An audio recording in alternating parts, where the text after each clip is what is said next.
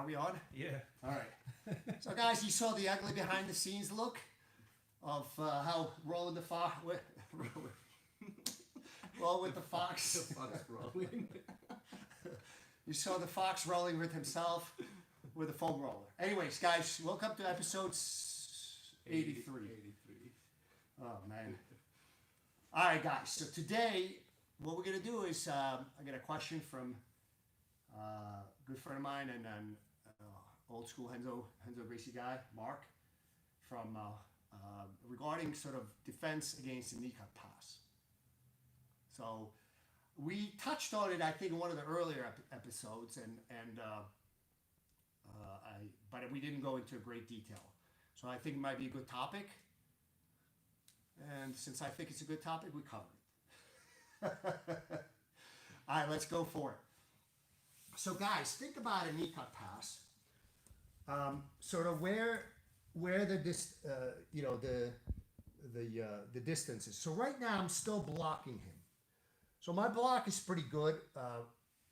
Ideally, I want to have this buried under his shoulder. This is a better frame than this. But me personally, I don't like to get my hips crushed, because now, once my hips get crushed, my back mobility is impacted, because I usually, if my back gets compromised, I will let the guy make the move one step forward, let him get into a different position, then I re-engage again to go after him. So I personally like the frame on the shoulder. Some guys like to go under the armpit, which does a better job controlling that far side arm. I usually control it with my right. If he's cutting to my right, I control it with my right hand. I don't necessarily like to get it inverted. I just like to push. So if I catch him early, a lot of times I know he's going to try to get rid of this grip. That's okay. So just as I start to see him, I just disengage. This is a real good one, guys. The 5-finger guillotine will succeed if you can get your head over his head. If it's below, it will fail. So you have to have good timing, so this will succeed. At that point, guys, I don't really care if he passes my guard.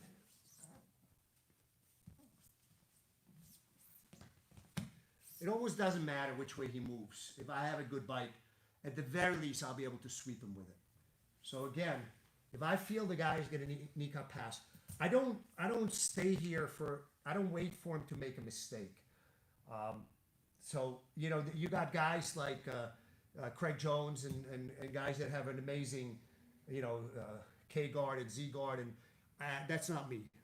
So I personally like to just kind of either push him away and try to regain split guard. That's my initial thing, or just attack the choke. All right. So if you want to have a better execution on the bottom as far as Z guard, K guard, and all the other guards where guys are much more flexible, they invert it, they invert, go check out their videos. A lot of them, have videos that you got to pay for, but also they have clips and some videos that are for free. All right. So for me, I'm showing you my defense. So I usually try to block. I know that if I get crushed, he's going to pass my guard. Okay. So I try to act before the top leg gets crushed. The other possibilities is if my leg gets behind, I have nothing here. Or do I? All right. So that's another possibility. I like to, again, play around with the outside hand of his. Again, once I feel him. So don't forget, he needs to kind of have a good base. So if he just swims out his hand and doesn't do anything, I can just regrip. So I know that once he swims out the hand, he's going to start driving forward. So You don't need to have a very strong choke on this one. It's on if he drives. Now, if he does, so if I can kick my leg forward and he starts passing, I'm going to, again, take his hand, take his, in this case, left arm, and I feed it behind. Guys, once I get here, this is done. I know it looks kind of, let's call it interesting, but I use this a lot. Anybody that trains with me knows that I use that a lot. And once you start paying attention to it, it's there a lot more than you think it is. All right? Again. Yeah, this is very bad. A lot of times, you will get a very, very, very dominant position.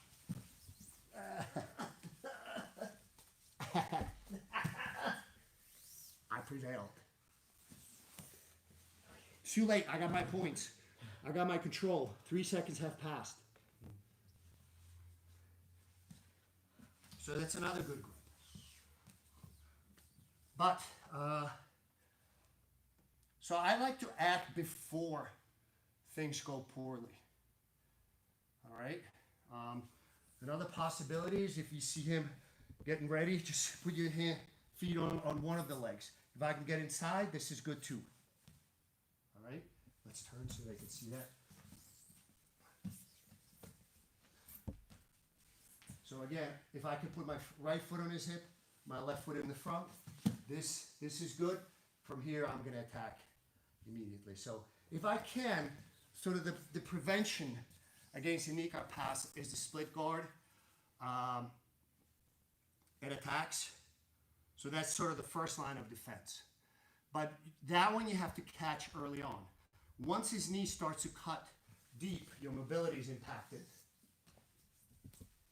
So once, split guard is no longer an option. Okay? I lost the top shield. So now, hold on. So once you lose the option for the 5-finger guillotine or putting in the split guard, basically it means once your leg gets pinned, your mobility is severely impacted. Okay? So there's 2 things I'm looking for from here. All right? One is an underhook. And the second one is to over-accelerate his movement. All right? Once I get that, as he's rebasing, I'm popping up. And now I do not give him an opportunity to put me in a 5-finger guillotine by driving my head up a lot higher than he had it when he was driving into my guard.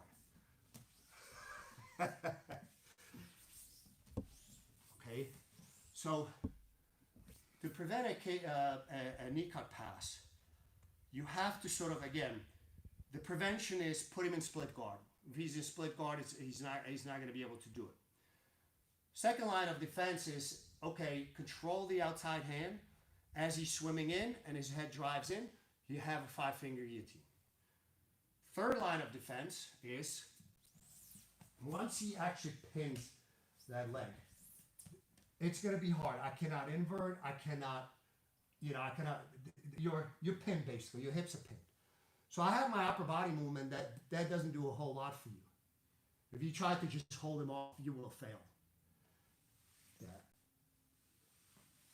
Yeah, now this is even worse. Now my guard is passed, but I don't have a lot of things going on for me.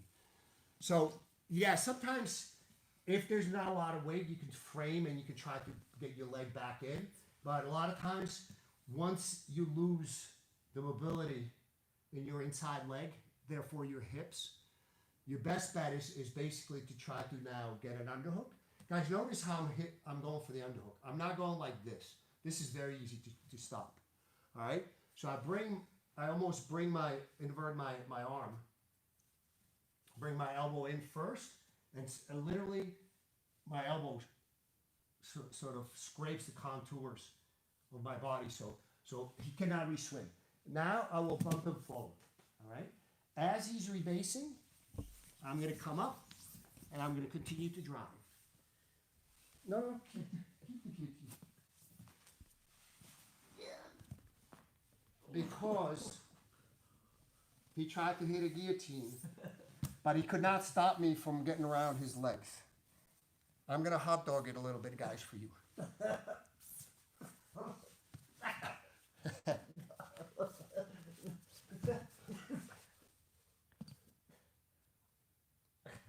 Who has a better position? Oh, you going to squeeze my organs? All right, let's see what you got.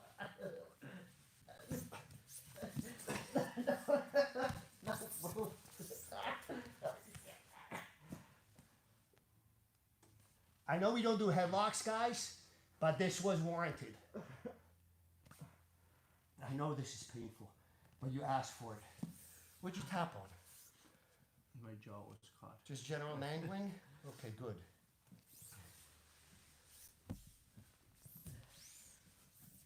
I know, guys, we should probably strike out these little,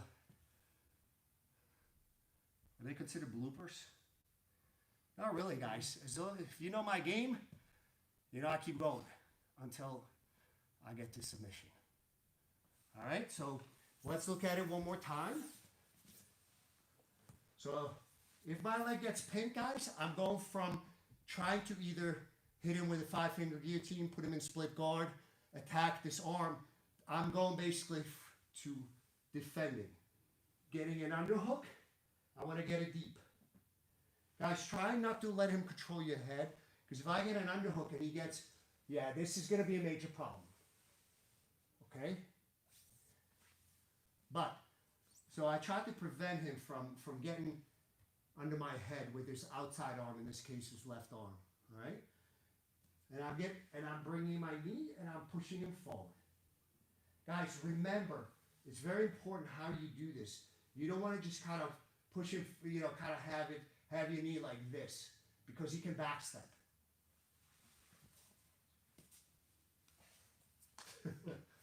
I thought you'd do better than that. Oh yeah. No. Yes. No. Yes. That was it.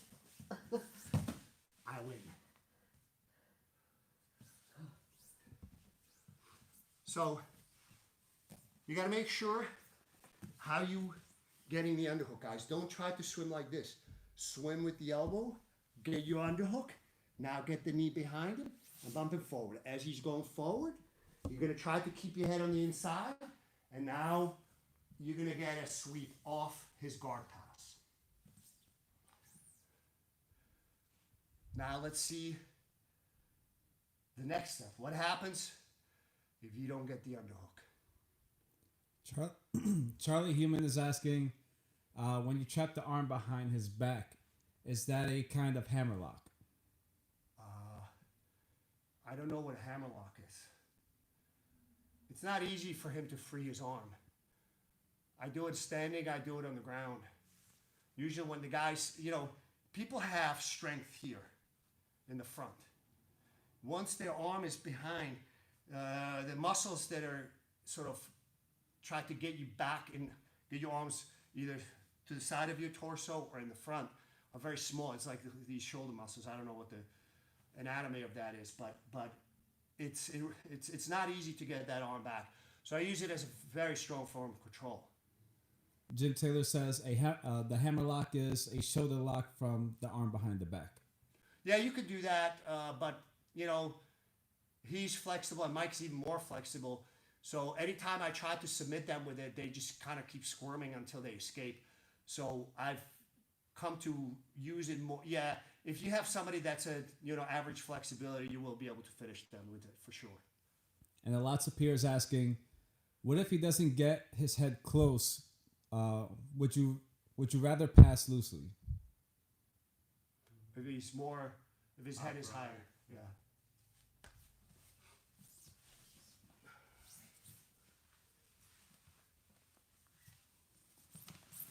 Yeah, I can keep regaining. Okay. Why are you fighting me so hard? I gotta put it on. You're attacking me. I'm just Okay. reacting. Yes. And Jim Taylor's asking, when is the armbar from the knee cut available? Armbar for the knee cut. Which armbar? The short armbar? I guess if you're doing the knee cut, maybe the side control one Is he talking for him or for me? for him passing. Oh, but you're defending. Yeah, I will defend it. So it's available, but let me answer a couple. There was another point before this I wanted to answer. Yes, going back to the previous question, if his head is up, then if he's not driving forward, you have room for you to put your legs back in. All right. So the previous question is, what happens if he doesn't drive his head forward? Yeah, it's easy for me because he's too high up. Oh yes, yes. Now let's look at.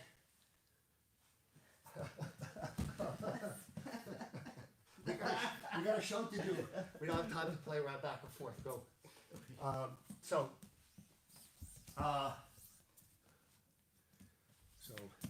he gets an underhook. Go. Arm lock.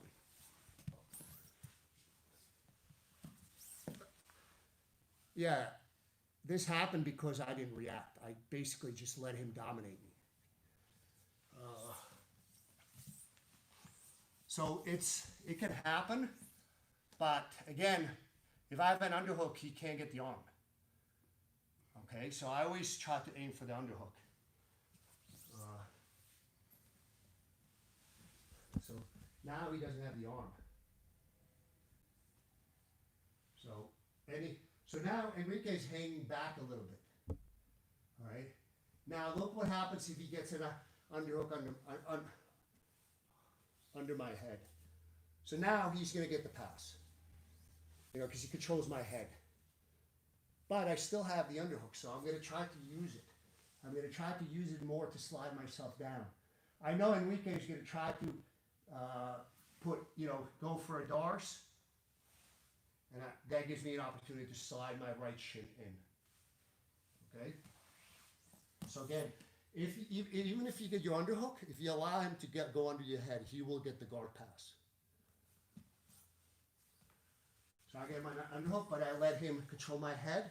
You notice that initially his weight was up high. This is an easy escape for me. But down here, it's a little more difficult. All right? So if I see that he's going to control my head, so from the pass, so I know he's going to get the pass. So what I'm looking to do is slide during that time. That's okay. We're making omelets. Now, I will base my next reaction based on his reaction to this. My legs coming in. Go ahead.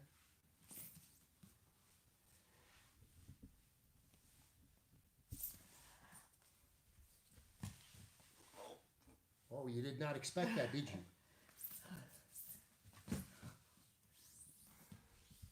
So the point is, I guess the third line of defense or fourth line of defense is always try to get that underhook because it allows you to slide back down,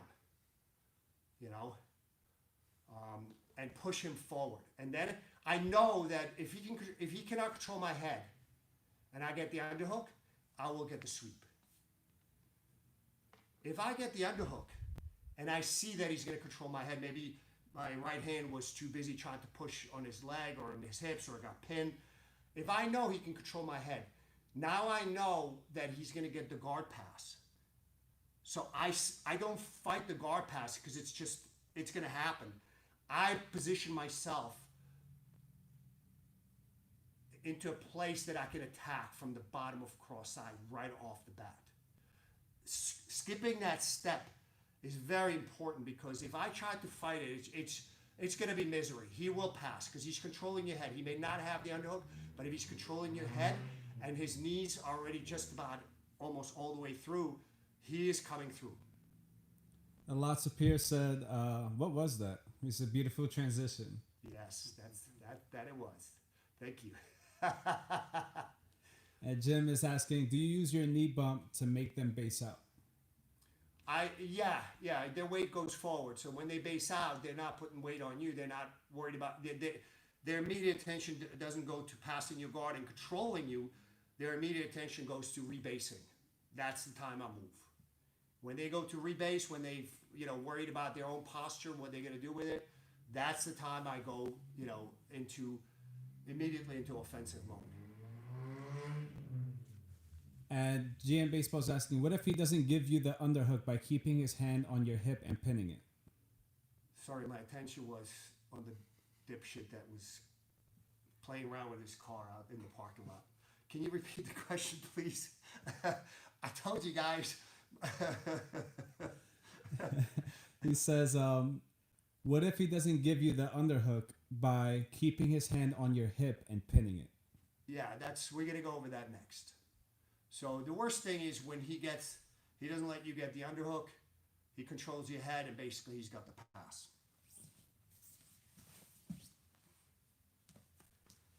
So I could still get it here. So I could still get it here. So he's actually better off. So to re-swing me and move forward. So if he moves, again, what I'm trying to do now is I'm going to try to make him overshoot.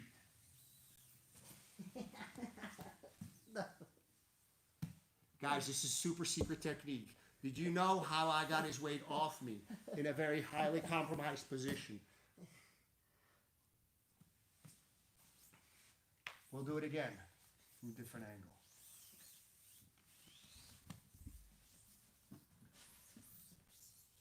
So you do knee cut pass. I tried to get an underhook. He re-swims as he's. It's called dig your chin into his ribs and have him react. No. I need a submission.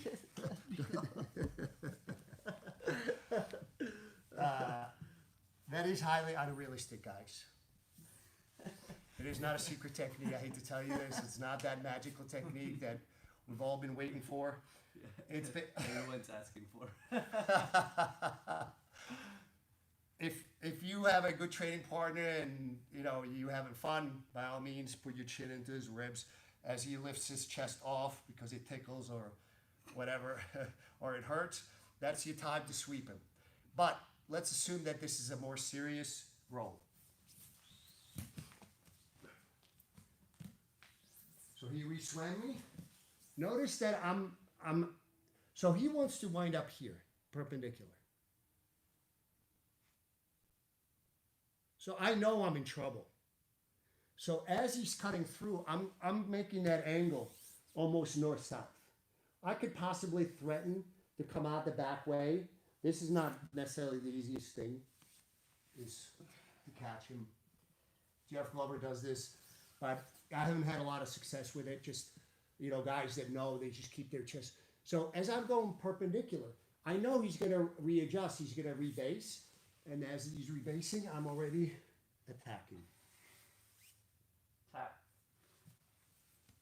So if you've been watching for a while, you know that the better you get at reading where he's going and making your opponent overshoot by just a little bit, that allows you to prepare while he's rebasing for your next move. So does that make sense, guys? So if I just say, this is why I tell you, do not wilt when you're on the bottom. It's very, very slight adjustment of your hips. So I'm fighting, I'm trying to get an underhook, he re-swims me. And now his hips, I know if I try to stay here, this is gonna be rough. So what I'm doing is I'm rebasing my hips a little bit off to the side. As he's coming out, he's making changes. All right? So now I have a chance to threaten him with an anaconda? What are you gonna do in response to an anaconda? Oh, yes! If I see, I'll take it. The more realistic scenario, he tries to bring down his hips to cut off that angle, to stabilize himself on top, because he knows when you move your hips, you actually made him overshoot the target that he was initially aiming for. So as he's coming through, he gets an underhook, so I'm already coming out. Oh, what do we got here? It allows me to invert. It allows me to...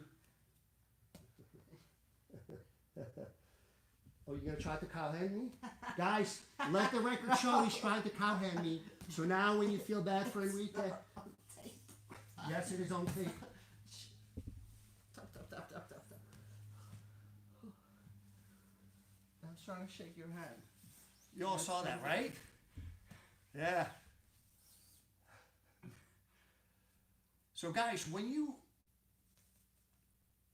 he's cutting the knee cut pass, he's slicing in, and then he's going to turn, and he wants to wind up perpendicular.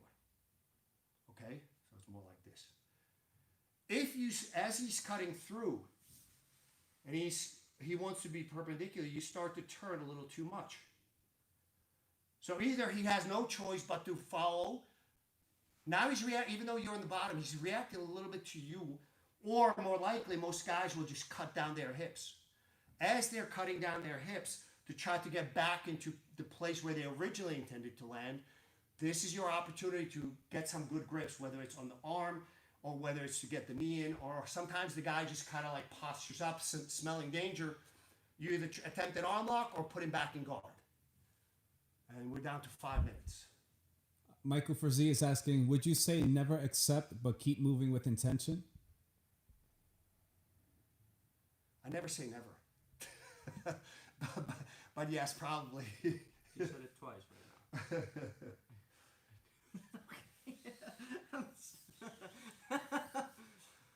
And Caleb Throop is asking... I think I know where my shoulder hurts from now. It's the mental anguish you caused me. It's somehow radiating down into my shoulder.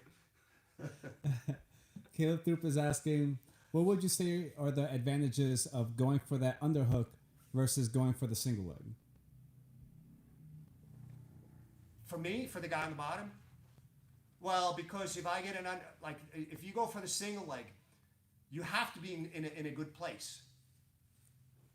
With the underhook, you can do a few other things besides a single leg. So the underhook can lead to a single leg. So I start with the underhook close to his hips. If I decide it's an easy switch. My arm goes from here to around his leg and start to drive forward. But there's some other possibilities or theoretical ways that he can react that underhook allows me to switch into other things. So let's see if we can play it out. So again, if I get the underhook here, like right now, I don't have the single leg. I still don't have it. Now I have it. So that's a very easy switch. But now let's see if he's going to react a little differently. So I don't switch into the single leg. So the single leg is one of the options. Guys, again, what I like to do is take his options away and preserve as many options as I can for myself. It's a beautiful thing if you can nail it with 5 different things, as long as you know what they are and you're good at all 5 of those things, without him only having 1 or 2 bad options. That's ultimately what jiu-jitsu is about, is eliminating the possible escapes to the point where he has no choice but to tap. Depending on the skill of your training partner or your opponent, that may take some time because he's kind of fighting those elimination attacks until it's just like the windows. Initially he has 6 windows to crawl in through. Now it's just 1, and there's somebody waiting with an axe or a baseball bat behind the wall. So let's look at it again. So if I have the underhook, so yeah.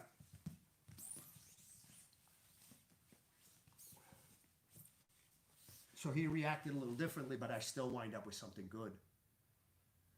So the underhook allows me to play a lot of different options depending on his reaction. That switch to single leg is very easy and pretty much instantaneous. But he has to give me that.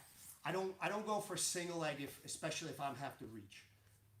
If I have to reach like this, that attempt will be used against me. So the only reason I would switch into a single leg when sort of my elbows are 90 degrees or tighter, you know, where I can actually pull. Once they start to come out here, it's not that easy to suck that leg in or start to circle to his back.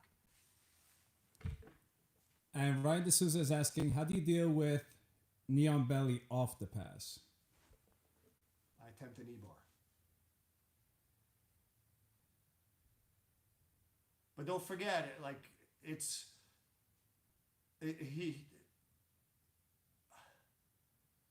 I knee cut pass, I will almost never put my knee on the belly. Does that make sense? Because when you knee cut passing,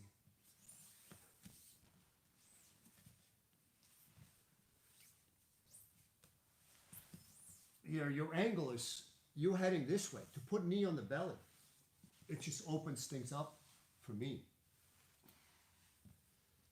Usually when I'll put a knee on the belly is off more, off this. And this is my answer. Tap.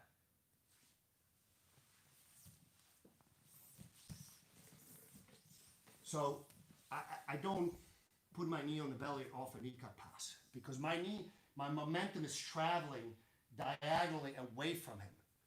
To redirect that movement and momentum to put the knee on the belly, you basically put in a hard stop to your movement in one direction. Because don't forget, he's, in under normal circumstances, you got a resisting opponent. So if he's sliding, diagonally to the left, you got to like stop everything and go back. That's too hard of it. That's not fluid. That's like a harsh interruption.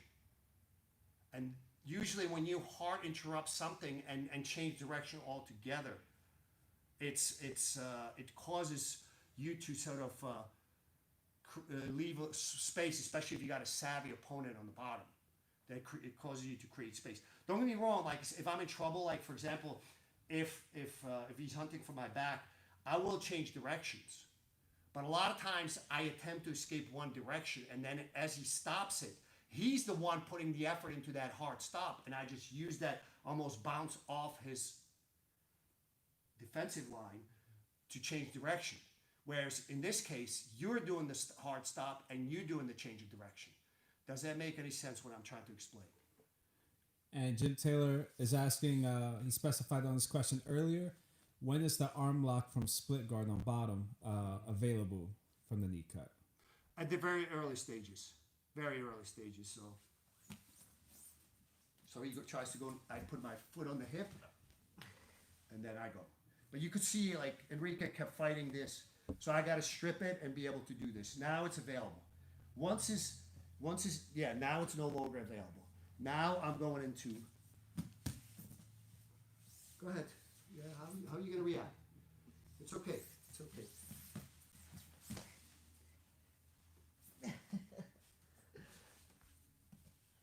So once I lose the ability to put my foot on the hip, okay, I will, I don't think about, I'm going straight into, I'm hunting for the underhook.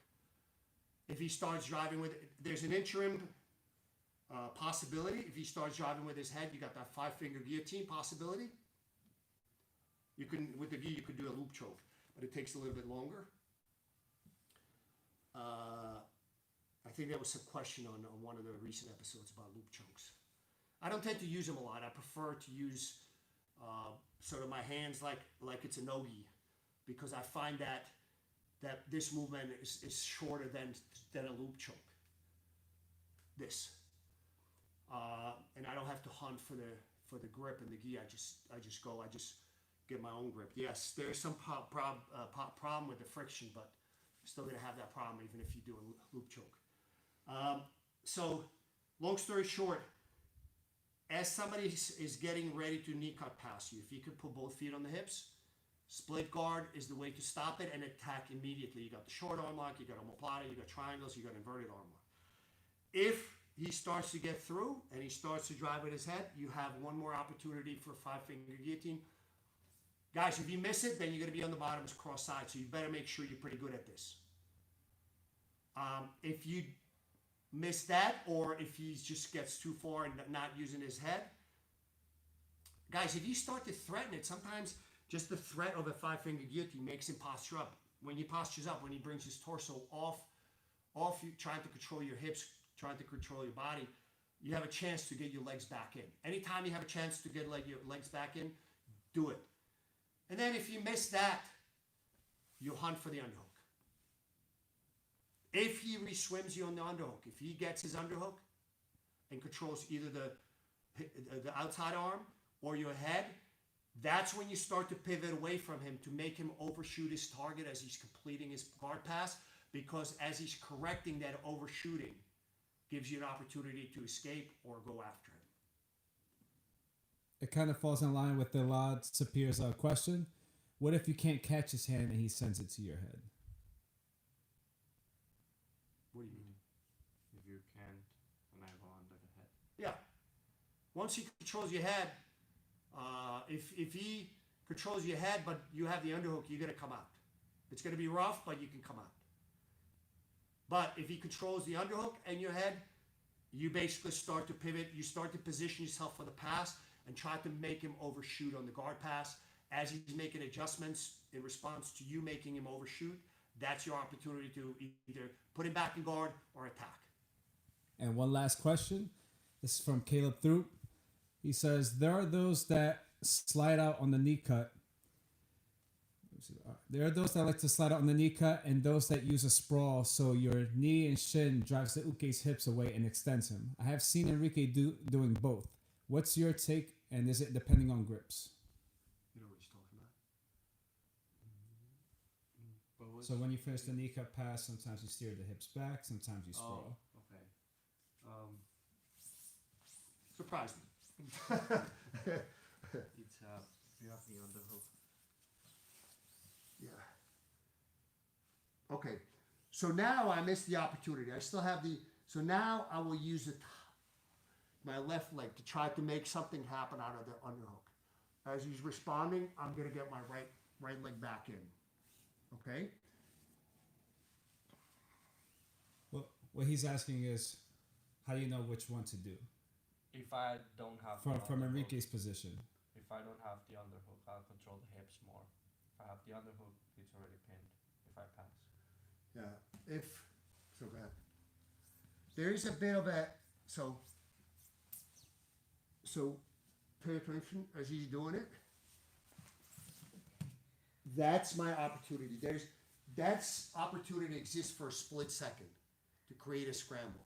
I waited for him on the first one. I waited for him to complete his pass to start to dominate. You could still, there's an answer to everything. But in that case, I would have to use my left leg and my left arm to try to either me slide down or push him up, one or the other. In this one, as he's squaring up to me, there's a brief split second chance I have to off balance him. As he's throwing. So I'm getting the underhook right here before he squares up. Now, it depends how he's reacting. You know, I will create a scramble usually here. Oh. Tap, tap. So what I'm doing is, if I don't know. And we're out of time. Good thing. So as he's completing the guard pass, I tried to bump him while he's still in that sitting out mode. Because when somebody's sitting out, you know, almost by nature, they're sort of heavy on that one hip. I know they're going to square up. So as they're squaring up, just before they square up to you, you literally have a split second. You bump, so as he's doing it, you bump him a little forward. That creates a little bit of rebasing, allows you to regain your guard. If you miss it, then you're going to have to go with the outside in this case, left leg and the underhook to try to push him forward and create a little bit of an opening and start to escape bottom of cross side. Guys, we're out of time. So we'll see you tomorrow at 10:30 a.m. Eastern Time, episode 84. Season 3, episode 24. No. Season 3. Yeah. Anyways, 10:30 a.m. guys. Stay well, stay nice to everybody else who deserves it. Most people do. Not everybody, but most people do. All right? We'll see you tomorrow.